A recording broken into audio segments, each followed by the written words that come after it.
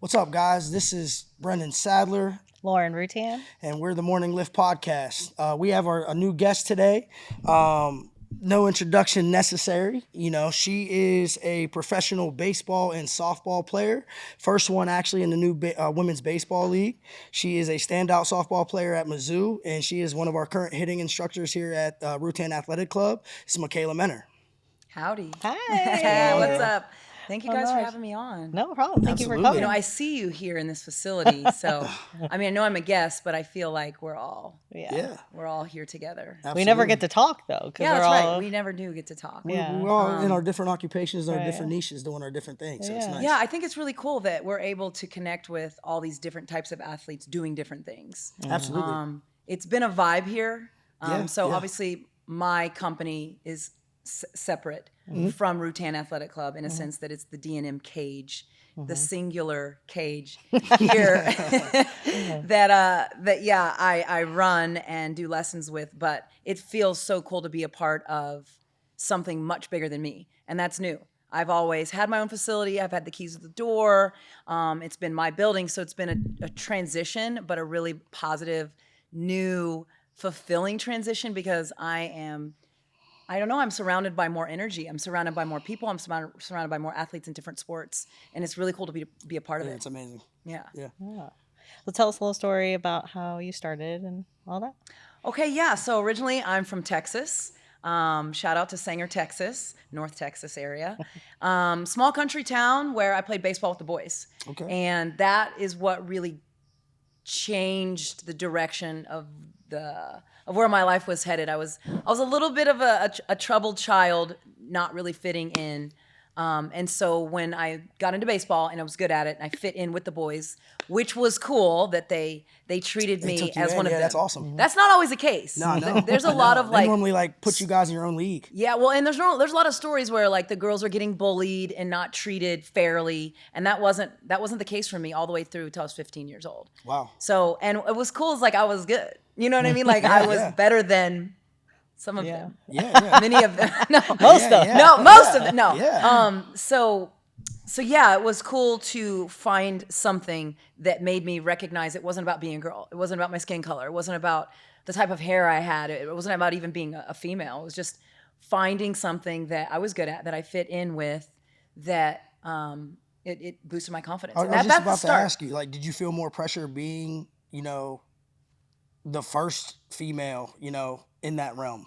I mean, You're yeah, I mean, representing the females, you're representing, you know what I mean? yeah, I mean, it was a small country town, yeah. and so there wasn't like a lot of fast pitch softball around. Yeah. So, so yeah, getting into this baseball league and being the only girl, I didn't feel pressure. I just felt excited to get the opportunity to play the game that I really loved and be accepted. Yeah. So I don't feel like there was pressure now. There was internal pressure to beat the boys. Absolutely. Of course, always. I definitely had this thing inside of me that said, I want to be great. I want to be the best. I want to be better than the boys. And I'm a girl. And that's kind of like the framework and the foundation of what has guided me throughout my life. That's is awesome. this thing inside of me that just wants to be great.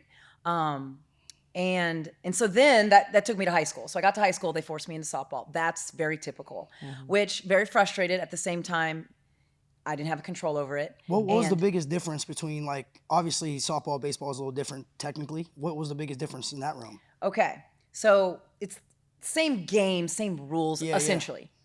Very different when it came to hitting a rise ball. That's something that a ball is like now coming up into my face. I thought it was going to hit me in the face. Yep. And you don't get those in baseball too Right, often. in baseball, Yeah. the pitcher's elevated on a mound, 60 feet, 6 inches, and in softball, it's 43 feet, and we're all on the same surface. Yeah. So the ball can move in 3 different directions, very, like in a very big, difference, I guess you would say, compared to baseball. In baseball, it's kind of always down. Unless you're facing submarine pitcher. Which is wild. Then it there's a different trajectory you know what in that is? baseball. No. So it's like below sidearm. It's not like 3/4. Yeah. It's like they come down from It's underneath unique. and can actually lift it, but you have to remember they're still throwing it from an It looks funky, elevated too. It looks funky. starting point. Yeah. In softball, we're on the same level. Okay. So other than that, I did fine. I mean, I played catch, threw the ball, caught the ball, hit the ball, and ended up being, one of the top hitters on the team. And then sophomore year, we win the state championship. Wow, that's So awesome. shout out to Sanger Indians, 2000 something. 2000. It was like yeah, 2000 state champions. I think that's right. 2001 state champions. And what's crazy about this game? Let me just tell you, it broke a record, like a few. Because it was a 4 hour and 47-minute game that lasted 17 innings. What? And our pitcher, Amber Wood, shout out to her, pitched every single inning. Whoa. Wow. Yeah. The whole inning is 17? Say what? You were 17, she pitched the whole game? She pitched the whole game. Every What? single inning. 4 hours and 47 minutes, same pitcher. Wow. Never came out. Crazy. And we won. So that was like a really cool experience. Also playing on the University of Texas college softball field. Yeah, that'd be that was a cool. cool experience. We were in a stadium. That'd be cool. And that's what said to me, this is what I need. I need to play here. Connie Clark, not gonna name names, but I went to the Texas camp and just didn't shine. And what's crazy is that after getting a full ride scholarship to Mizzou, we played Texas and we beat Texas. And Connie Clark shook my hand and said, "How did I let you get away from me?" And that was a compliment. Yeah. Right? absolutely. Like Yeah. I wasn't mad at the time. I was happy to be at Mizzou. Right. Having a good time there and How was Mizzou? Mizzou? I've never been to that campus, never been out there. yeah, University of Missouri, MIZ. Yeah. Okay. yeah, you. No, Mizzou. time of my life. Okay. The experience, the professors, the coaches. Now you got to remember, I went through 2 coaching staffs. First coaching staff got fired after 3 years. Second coaching staff is a staff that took us to the Women's College World Series in 3 years. Okay. Completely turned the program around. Who were the Earlywine. coaches? Aaron Earlywine, who's still my mentor to this day. He's a co-head coach at Texas currently. And then Pete Demore is the current head coach at Virginia Tech. I'm still in contact with both of them. They're still mentors for me if I have questions.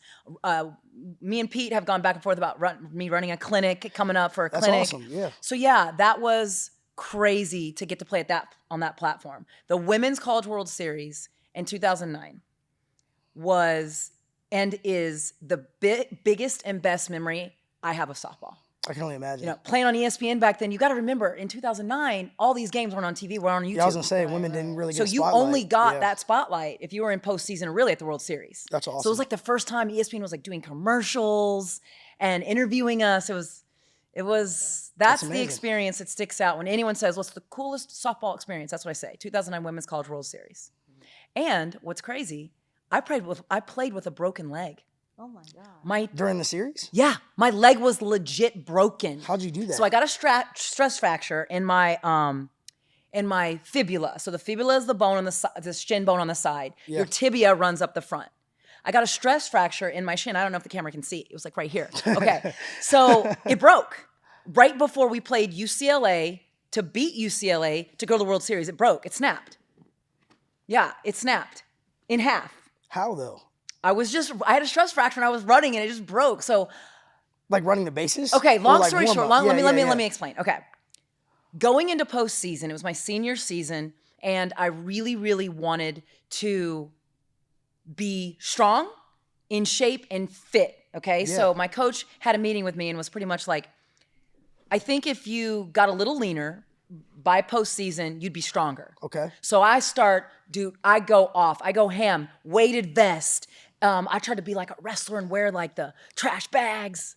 You know what I mean? Yeah, heck yeah. Heck yeah. That's old school. Yeah. There's sweatsuits and stuff Yeah, now. sweatsuits, but I put on trash bags Oh, underneath yeah. my sweats. That's old school. And so Only I'm like, wrestlers know about that. I'm trying to lean out. And I got the weighted vest, elevated treadmill, trash bags, sweating. And I'm like, yeah, I'm doing this. Next thing you know, the side of my shin starts hurting. So it was just like too heavy, too fast. You know what I mean? Yeah, like yeah, too yeah, much, yeah. too heavy, too fast. Which I'm like, is man, real. my shin is hurting.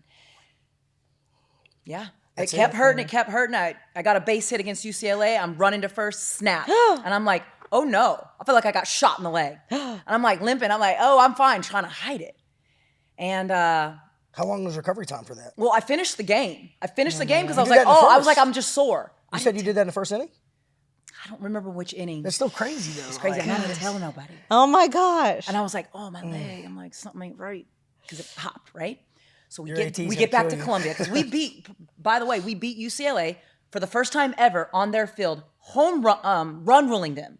So we ruled UCLA in 2009 for the first time ever on their home field to go to the World Series. So that was the biggest game. They were calling us a Cinderella story. Cool experience, okay? Yeah. We get back to Columbia to prep for the World Series. And my trainer's like, Micaela, you're kind of limping. I said, I'm fine. I think I just like rolled my ankle. She's like, well, let's get checked out. I said, no, let's not.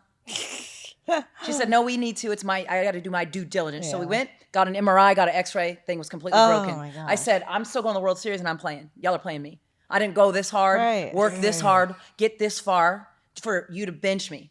And my coach was like, I'll let you hit. I can't put you in the outfield knowing you Like have a a DH, broken leg. Yeah. And I was like, all right. So I ended up still able to playing. hit? I Okay, played. I hit okay. in every game. Oh. Or there were two. Yeah. We lost our first two games. You got but- footage of this? You know, I tried to look. I went 1 for 6. I did get one hit with a broken leg. 1 for 6, but That's impressive, though. it was a completely broken leg. I had duct tape around it. Oh, that's what I was going to say. Did I'm not you even tape kidding it? you. Just tight duct tape right around where it was broken. Still did the warm-ups, jogging, running, gosh. warming up, throwing, everything. That's wild. And it's like mind over matter. If it doesn't Yeah. mind, it doesn't matter. You're fine. You can do this. Like, don't think about the pain. That's impressive. That's really impressive. So yeah, the Women's College World Series was a big deal. And then I get drafted. I get drafted to play pro for the Akron, Ohio Racers. I took a year off to recover because I was injured. I was supposed to go straight into season, right? You know that it's in May, and then the pro summer season starts in June. So I took a year off. That's fast. Yeah, I took a year off and recovered, and then played pro softball for 2 seasons. That's what led me here. Really? Yep, that's what brought me to Akron, Ohio, and had fans. Yeah. And have my master's degree in sports psychology. So Awesome. I'm like, Very okay, smart. fans, I could teach. I could definitely offer some mental game insight with not only was I a good hitter that played at an elite level, but now I have the research and awareness of. Is that where you fell in love with coaching? I fell in love with coaching when I realized that it wasn't about being a good hitter. When I realized that I could influence an athlete, boy or girl, because I do baseball and softball lessons. Yeah. And I started to experience the influence of them just becoming more confident, Yeah. being proud of them and That's addicting. who they are, not just I hit a home run. Like, that's cool. Like, yay, Yeah. Great job. Let me high five. But like, I'm more proud of you that you kept your head up when you struck out and you're able to then come back in that next at bat and hit a home run. Yeah, that's what awesome. I care more about, is that you're still believing in you. Right. And then you take it outside of the game. Yeah, because they most probably don't have that at home. Right. And then you take it into the school and in the classroom, and now you're making all A's. Right. Because you care not about making a good grade, but you care about yourself and your The self-worth. trickle down effect. Yeah, absolutely. And like, you're not making good grades for your mom or dad, but you're making good grades because you know you can and you want it because you want to be smart. You want more. You want more. So yeah. Well, I want you to know that's, even though you would think it's common sense to be like, have that trait as a coach, that is not, I think that's a lost art. I feel like a lot of coaches just get into it for their own self gratification, to be honest, to say they're doing something to try to have a purpose, but the purpose is bigger than yourself, when you really step into the coaching realm, so like, Yeah. Well, hats one off of the to you biggest because- self-satisfactory components of something that felt bigger than me was, a month ago, 2 months ago, I had one of my former athletes call me and say, Micaela, I had to call you. I said, what's going on? I haven't talked to you in a while. Like, you've graduated college. Like, you graduated high school. You graduated college. Like, I just passed the test to become a lawyer. Oh, The bar exam, yeah. And she goes, and I would have never taken it. I would have never pursued this if it wasn't for you. And I was like, that's amazing. crazy because That's it has nothing to do deeper with than- softball. Right, Yeah, right. That's yeah. deeper than the game. Yep. Yeah. And Yeah. that's when I was like, okay, I am making a difference. Keep going. Like, this is my purpose. And it's not, I keep saying it's not all about hitting a home run because I feel like a lot of kids want that, right? My first over the fence home run, I'm like, it'll come. But like, to get that, Right. You have to that's have going to so happen many from other all things. the other things we do. Absolutely. So going after, what is this, after your professional softball career, correct? Yeah. You tapped into acting, modeling.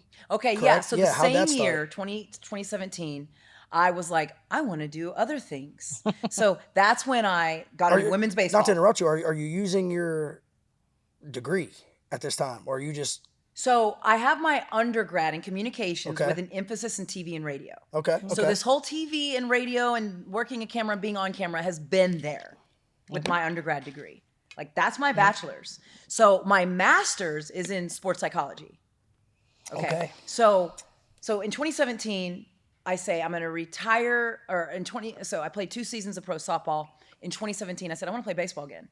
And Adrian Adler, shout out to Adrian Adler, coach of the East Coast Yankees. That's been my baseball team, all women baseball team since 2017.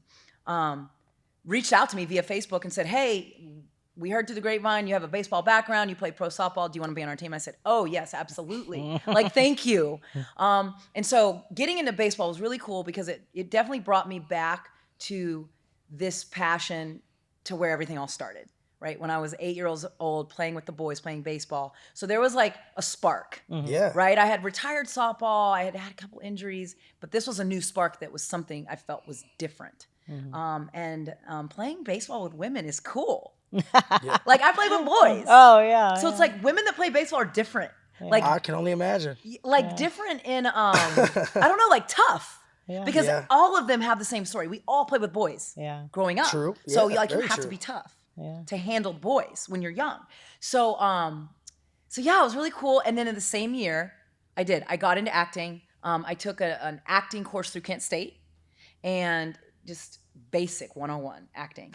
And then got signed with PMTM Agency, and I'm also signed with Heyman Talent out of Louisville, Kentucky. Okay. And I've been auditioning, and I've You been, do movies too, right? I will be in a movie that will be I'm not sure which social media platforms or which streaming platforms, but it's a Christmas movie called A Christmas Drawn Together. So if you want to write that down, save it for later, or put it in your notes. When's the release date for that? But that's my biggest role. I'm essentially the second female lead in the whole movie. When's that release? That'll be released this Christmas. So, Okay, awesome. Yeah, I'm not sure. Maybe Hulu, Netflix.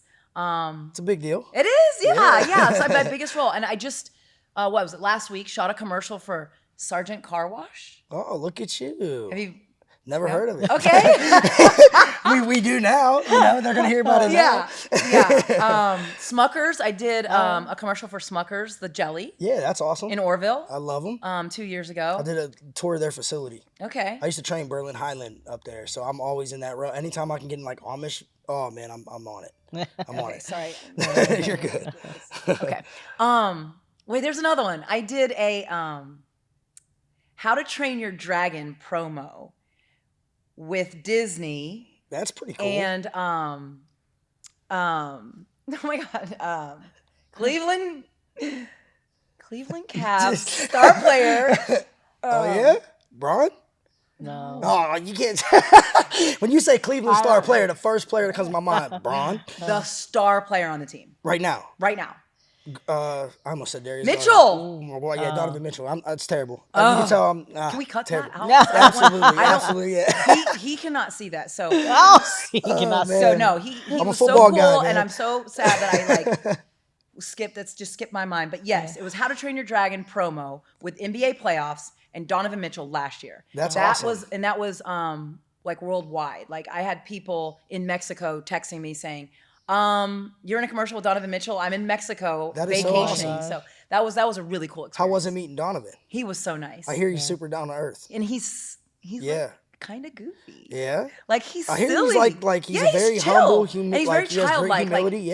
Very humble. Was talking to the kids in the neighborhood. Waved them over where production was like. See, that's cool. Yeah. You know, and he was just like, no, this is like fun. He had so much fun with it. He embraces it. Yeah, you can tell. You can see it on the court too. He has fun. And he's really he made time, and that's what's I think different. When you get to that level, you're always time is everything, right? But he made time to hang out with those kids. He made time to sign something for me, and so yeah, he was cool. That's awesome. It's awesome. When you play softball, do they give you like walk-up songs like they do in the MLB? Yeah. Okay. Oh my God, you're putting me on the spot. Yeah, Yes. I need to Okay, know. I've had the same. That's a big walk-up. deal. Like, It is a big walk deal. out. Yeah. Okay, so my walk-up song is. It's about Queen.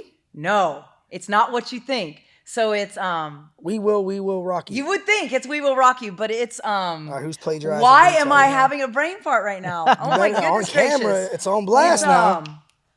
Oh my gosh, I'm so bad with names. that is so bad that I cannot remember. Can you sing it? Um, That's Yeah, even- yeah. Now we're gonna get you a singing career here.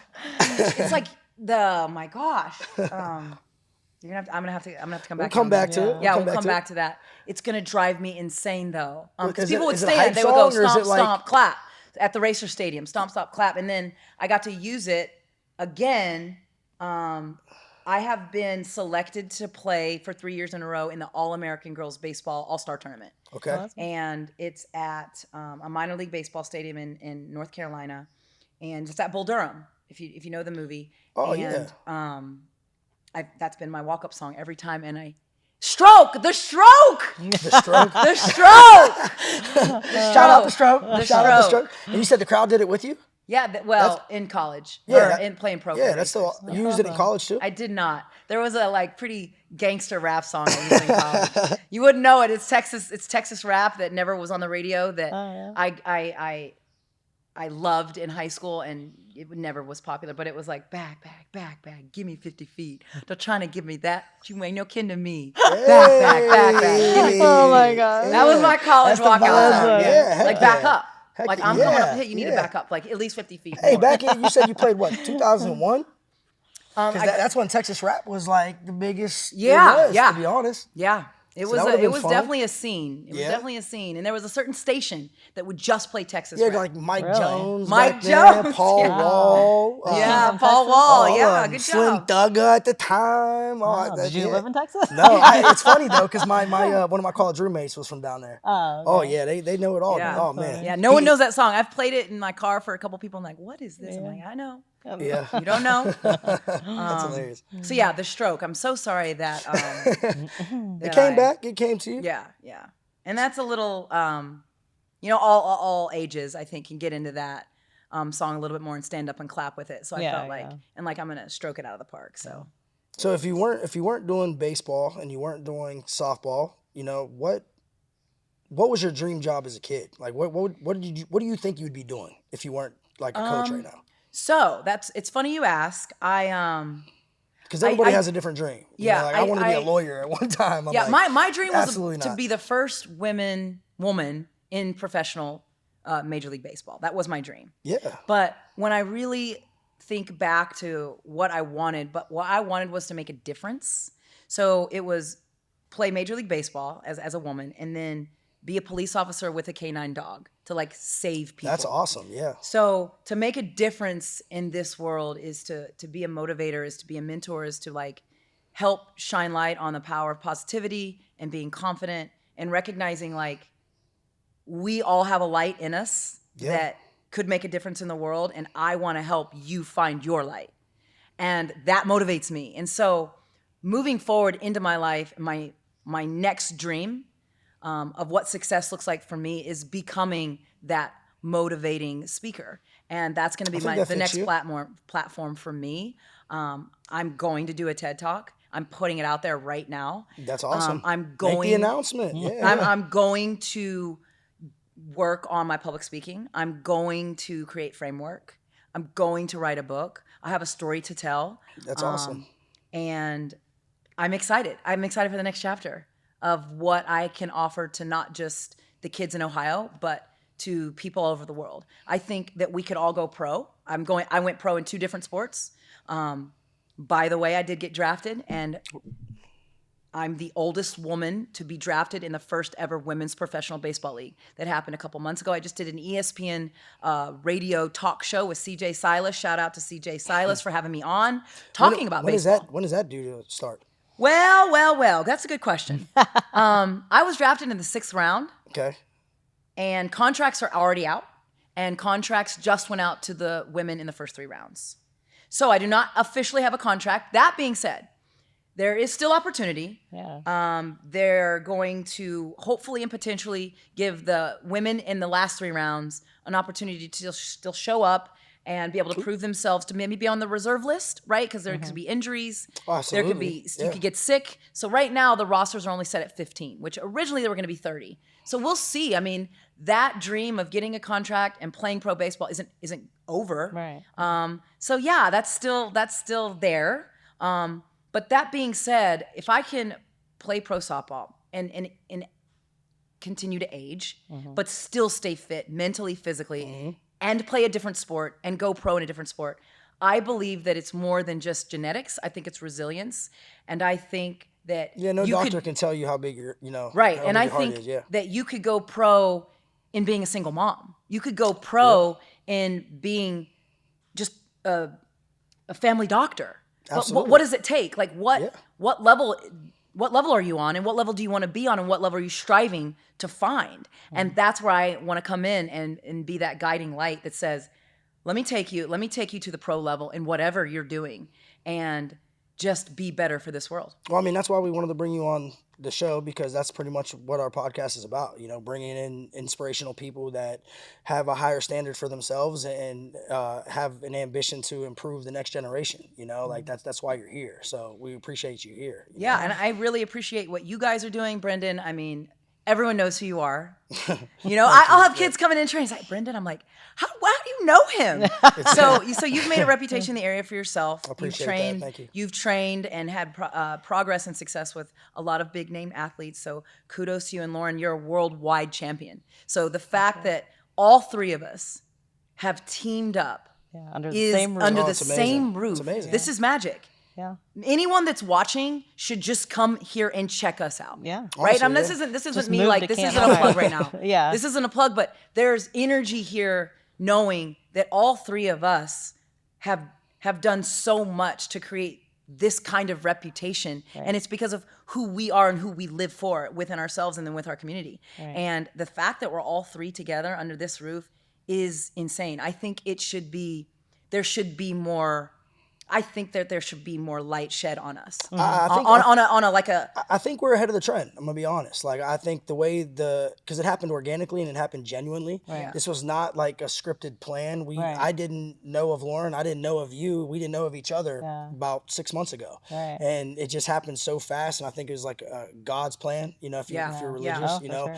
But I feel like we all needed each other at the same exact time. Yeah. And it was just like stars aligned. Yeah, I remember when I started this gym, and then I met with you and just asking questions with you, and then we had conversations. And then I couldn't jump on board right away, right? Right. There were some roadblocks in my road that wouldn't allow me to jump on right away. So the fact that I still was able to in time, is pretty cool that this was meant to be. Right. And back to you, Lauren, like when I think of you in your life and what you've done, it's incredible. Well, thank you. It's almost low-key unbelievable. And so there's something inside of you that the world needs to know what your secret is, what you've done. I tell her this all the time. I know All the inside time. of me what burns my fire, what lights my light, and there's a story to tell. Yeah. And I can't imagine the hard work that you've put in to be who you are and where you are, and it's just it really is something to applaud. And I hope that you're so proud of yourself and know that you're like invincible, you're a superhero, like all the things. So got a couple more goals. I've never really said that to you. Oh, thank you. Because I we're appreciate it. friends. Yeah. So I don't want to be like weird. No. But sure. you know what I'm saying? No. There is something insanely different and magical with you for you to have accomplished what you have. So Thank you. I appreciate it. yeah, I'm happy to be a part of your team and being here with you guys. Yeah, so. we love it. You guys are very inspiring to women, man. I hope you guys realize that, because women's sports is on the rise, and I feel like a lot of you guys got undervalued and overshadowed for years, and now it's your time to shine, and I feel like you guys take pride in that, man. You guys are a dime a dozen, you're a 1%er, and you need to pat yourselves on the back. Where I feel like I'm still struggling is just people listening to you as a coach. I think I'm sure you probably struggle with it too, but you have more women, in softball obviously and all that. But as for me with powerlifting, it's still so hard for someone to get to listen to you or think that you know anything, you know what I mean? Because being a woman. Right. But, right. Yeah. I think it's coming around though, definitely. I mean, there's an uptick because I am shocked at how many baseball players will I've still noticed, come through my door, sit down in my desk, listen to me, take notes in their journal, and do what I'm wanting them to do. And it's not like little 8-year-old boys. Right. I've got high school men. I've got, I know for sure right now, one of the top freshmen at a Division II school, man. Yeah. And then, a couple of guys that are really trying to get into the into the farming system and play minor league baseball. Right. So it's cool. Well, Yeah. I'm thinking people are starting to realize it's more about the brain behind the Right, operation. yeah. It's not the actual physical attributes. Right, Of it, exactly. you know? Right. So I feel like you guys are 1%ers, man. Pat yourselves on the back a little bit more often. You should, because I think you guys are doing something huge. I can't wait to see what's next for like us. I can't wait to see what's next for you, to be honest. Yeah. What is next for you? Here's what's next is me taking a lot of time to create the framework for the next chapter, which is me becoming a motivational speaker, traveling around not just the state, not just the country, but the world, and telling my story and being able to motivate anybody, anywhere, in anything they're doing to just be better and believe in themselves. That's what's next for me. And I'm really excited to just take it day by day.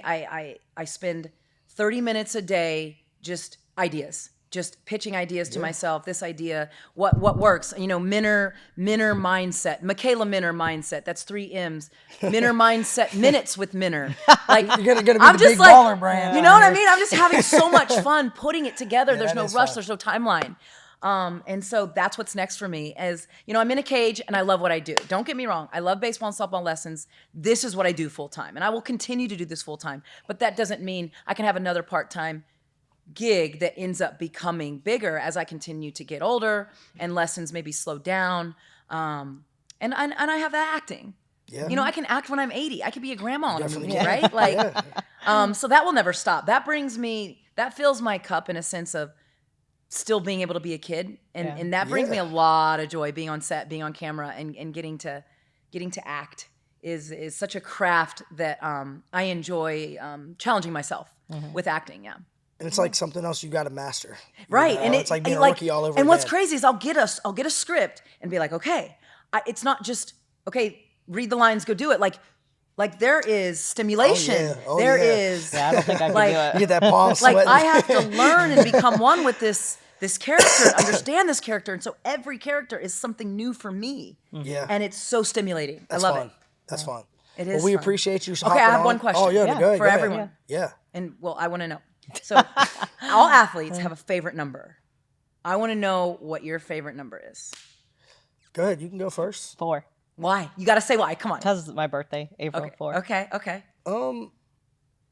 See, that's a hard comp because I wore 2 numbers my whole career. Okay, well then tell us I about your wore favorite 7 2 and numbers. I wore 9. Okay. I wore 7 because everybody in my family at a young age, I learned everybody in my family had a different favorite football team. So literally my uncles, my dads, my brothers, we all like somebody different. And nobody liked the Broncos at the time. So I came up during the 90s, John Elway, back-to-back Super Bowls, number 7, he was my guy. And then when I went to high school, I was like kind of like a nerd on the athletic side of things, like Okay. to where I looked back on all of our programs, like because my brother played 7 years ahead of me. So I looked when he played as a senior in high school, from then to my freshman year in high school, who wore what number the most. And I realized nobody wore number 9.